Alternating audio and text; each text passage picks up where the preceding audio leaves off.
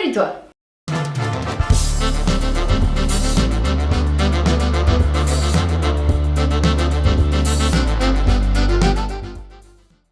T'as sûrement déjà vu tout un tas de termes que tu connais pas sur les étiquettes de tes produits. E257, E104, E414, anti-agglomérant, exhausteur de goût, colorant... Mais à quoi ça sert tous ces trucs? Pour commencer, c'est quoi un additif alimentaire? Un additif alimentaire est une substance qui n'est pas habituellement consommée comme un aliment ou utilisée comme un ingrédient dans l'alimentation.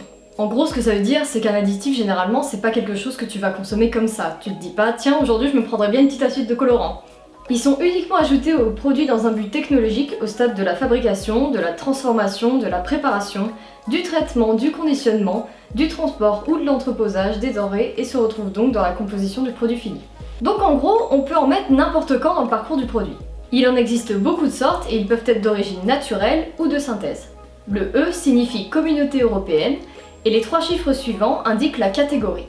Par exemple, E100 pour les colorants, E300 pour les antioxydants, E900 pour les édulcorants, E400 pour les agents de texture.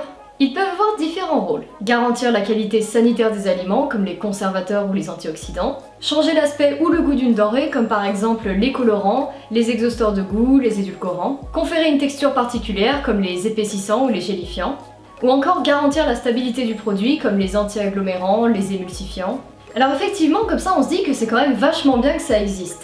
C'est vrai quoi, ça a l'air génial comme ça, on peut conserver des mois un produit qui est censé être frais et qui gardera toujours la même couleur, la même texture, voire même on peut donner une nouvelle texture à un produit qui devait être complètement liquide et qui finalement sera bien solide.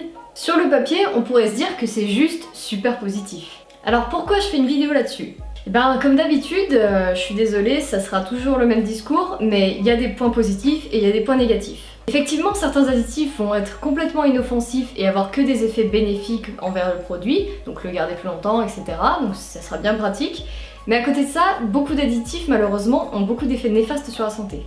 Ce que je vous propose, c'est une série de vidéos sur chaque famille d'additifs. Conservateurs, antioxydants, colorants, édulcorants, exhausteurs de goût, épaississants, gélifiants, émulsifiants, anti-agglomérants, stabilisants.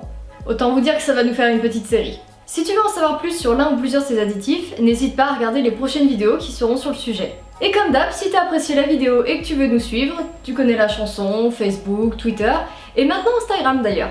A très vite pour de prochaines vidéos, salut!